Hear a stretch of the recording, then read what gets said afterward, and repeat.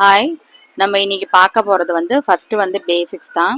பேசிக்கில் எது ஃபஸ்ட்டு பேசிக்குன்னு பார்த்தீங்கன்னா லைன்ஸ் தான் ரொம்ப இம்பார்ட்டன்ஸ். லைன்ஸ் நீங்கள் 10,000 டைம்ஸ் போட்டு பழகிக்கணும். நிறைய பேஜாக போடுங்க. ஸோ அந்த லைன்ஸ்லாம் உங்களுக்கு பிரேக் ஆகாமல் வரணும், ஓவர்லேப் இல்லாமல் வரணும். அப்போ தான் நீங்கள் பர்ஃபெக்டாக லைன்ஸ் போடுறீங்கன்னு அர்த்தம். அது நீங்கள் ப்ராக்டிஸ் பண்ண தான் வரும். இது பாருங்க, இந்த மாதிரி உடையாமல் வரணும் லைன்ஸ். அது உங்கள் கை சைஸ்க்கு போட்டு ப்ராக்டிஸ் பண்ணிக்கோங்க. அப்போ தான் நீங்கள் யாருக்காவது போடும் போது கரெக்டாக அந்த ஃப்ளோ வரும். நீங்கள் பிட்டாக போட்டிங்கன்னா அப்புறமா அது அசிங்கமாக இருக்கும், ஃபார்மேஷன் நல்லா இருக்கும். உங்கள் கை என்ன சைஸோ அதே மாதிரி போட்டு பழகிக்கோங்க. பாருங்கள், இந்த அளவுக்கு கரெக்டாக போட்டு பழகும் போது தான் உங்களுக்கு யாருக்காவது போடும் போது அந்த ஃப்ளோ கரெக்டாக இருக்கும். அதே மாதிரி மெஹந்திக்கு நல்ல ஃப்ளோ இருக்கணும். அப்போ தான் உங்களால் இந்த மாதிரி வரும். இந்த சிங்கு கோனில் பார்த்தீங்கன்னா சில டைம்லாம் இதில் வராது, ரொம்ப பல்ஜ் ஆகிடும். சில இடத்துல ரொம்ப ஸ்மட்ஜ் ஆகிடும். பிகாஸ் அதில் ஃபில்டர்லாம் பண்ணியிருக்க மாட்டாங்க.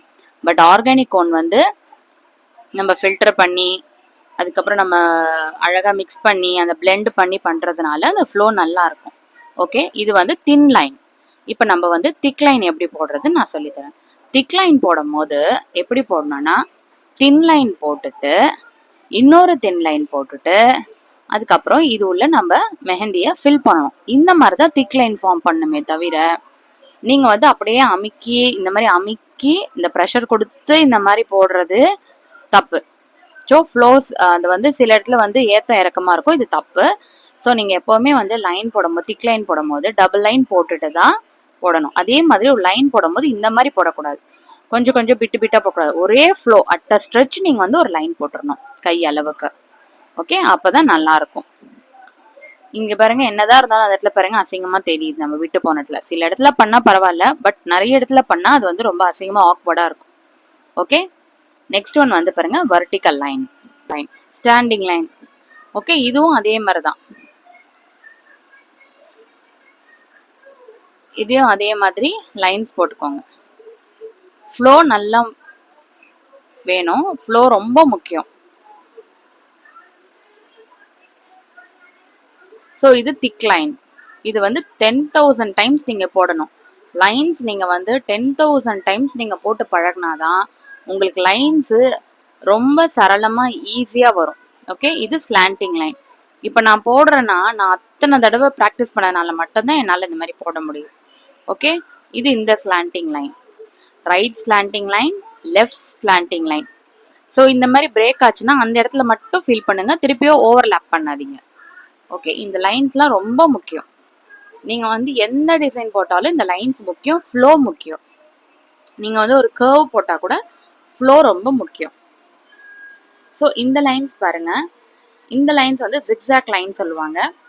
So vertical zigzag line, horizontal zigzag line, slanting right slanting zigzag line, left slanting zigzag line. இதுவும் ரொம்ப இம்பார்ட்டண்ட். ஸோ இந்த லைன்ஸை வச்சு நம்ம இந்த மாதிரியான பாக்ஸஸ் பண்ணலாம். இந்த மாதிரி பாக்ஸ் போட்டு நம்ம கிரிட் டிசைன் யூஸ் பண்ணுறதுக்கு இந்த லைன்ஸ் நம்மளுக்கு தேவை. ஸோ இந்த ஜிக்ஸாக் லைன்லையும் நம்ம இந்த மாதிரி ஃபார்மேஷன் பண்ணலாம். ஸோ இதெல்லாம் ரொம்ப இம்பார்ட்டண்ட்டு. இதெல்லாம் நீங்கள் நல்லா கற்று வச்சுக்கணும். லைன்ஸ் நிறைய வரணும். இப்போ பாருங்கள், நான் ஒரு லைன் போடுறேன். இந்த மாதிரி ஒரு பாக்ஸ் போட்டுட்டு இந்த பாக்ஸில் இந்த ஸ்லீப்பிங் லைன் மட்டும் ஃபுல்லாக போடணும். அது ஒன் டைம். அடுத்தது ஸ்டாண்டிங் லைன் மட்டும் போடணும். அது ஒன் டைம். அடுத்தது திக் லைன்ஸ் டபுள் லைன் போட்டு உள்ளே ஃபில் பண்ணணும். அது ஒன் டைம்.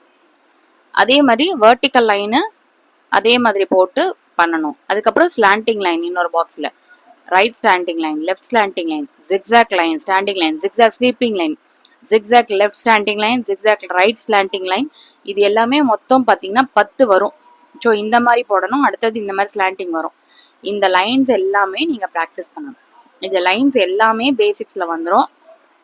இந்த லைன்ஸில் எல்லாமே இந்த டிசைன்ஸ் எல்லாமே நீங்கள் நீங்கள் தான் போடணும். நான் உங்களுக்கு சொல்லி கொடுத்துட்ருக்கேன், நீங்கள் தான் அதை போடணும். ஓகே, ஸோ இந்த மாதிரி நீங்கள் ஃபுல்லாக ஃபார்மேஷன் பண்ணணும், நிறைய ப்ராக்டிஸ் பண்ணணும். இதுதான் மெயின். பாருங்க, லைன்ஸ் மட்டும், அதாவது ஸ்லீப்பிங் லைன்ஸ் மட்டும் ஒரு பாக்ஸு. அடுத்தது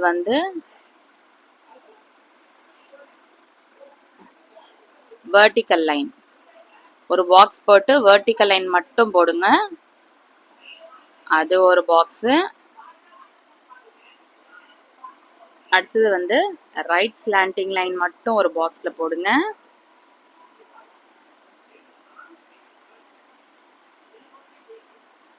அடுத்தது லெஃப்ட் ஸ்லாண்டிங் லைன் மட்டும் ஒரு பாக்ஸ்ல போடுங்க.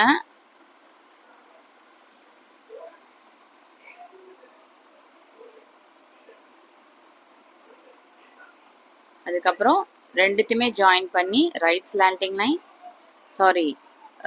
ஹாரிசாண்டல் லைன் வெர்டிக்கல் லைன் ரெண்டுமே சேர்த்து இந்த மாதிரி கிரிட் டிசைன் ஃபார்ம் பண்ணுங்க. அது ஒரு பாக்ஸு. ஸோ இதே மாதிரி தான் இந்த ஜிக்ஸாக் லைனுக்கும் நீங்கள் ஃபார்ம் பண்ணணும். ஓகேவா? ஜிக்ஸாக் லைனும் அதே மாதிரி தான் நீங்கள் ஃபார்ம் பண்ணணும். ஸோ இது ஒரு 5, இது ஒரு 5, 10 டைம்ஸ் நீங்கள் போடணும். இதில் வந்து இதில் வந்து நான் ஸ்லாண்டிங் லைனும் right slanting line left slanting line ரெண்டும் சேர்த்து ஒரு பாக்ஸ் இதில் சொல்லலை. பட் நான் வந்து அதையும் இன்க்ளூட் பண்ணிக்கோங்க. அது ஒரு பாக்ஸும் ஜிக்ஸாக் லைனையும் right zigzag line left zigzag லைனையும் சேர்த்து ஒரு பாக்ஸாக போட்டுக்கோங்க.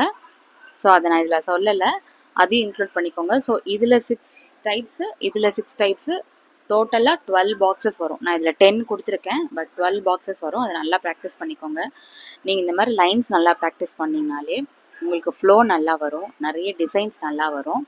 ஸோ அதே மாதிரி இந்த வேவ் எல்லாம் போடுவோம் பார்த்தீங்களா, அது எல்லாமே உங்களுக்கு ஃப்ளோ நல்லா வரும். ஓகே, நீங்கள் இதை நல்லா போட்டு ப்ராக்டிஸ் பண்ணிக்கோங்க. டோட்டலாக இந்த லைன்ஸை நல்லா போட்டு ப்ராக்டிஸ் பண்ணிக்கோங்க. நிறைய போடுங்க. சும்மா இருக்கும் போது கூட மெஹந்தி யூஸ் பண்ணி போட்டுகிட்டே இருந்தீங்கன்னா உங்களுக்கே ஒரு கான்ஃபிடென்ட் வரும். ஓகே, நம்ம நல்லா